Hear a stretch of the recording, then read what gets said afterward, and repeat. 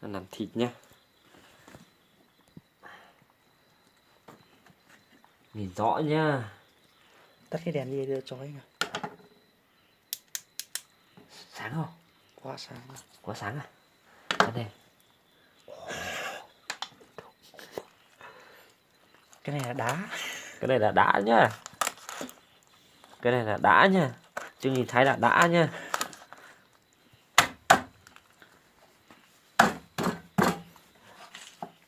Ok, cái này là chia thịt nhá. Đây này.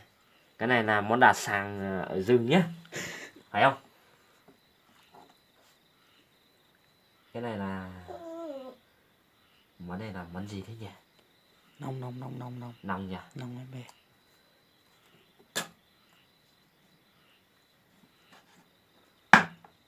Đấy nhá. Thôi em không lấy cái đấy. Đấy. Anh cắt cái chân này ra để bác cái chân đấy đi. Hả? Bác để cái chân này đi. Không, cái chân này không cần đâu. Thế thôi. Xong chưa? Xong rồi. Thế nhá. Nếu mà cảm thấy video này hợp ý thì Like ủng và hộ share. nhá.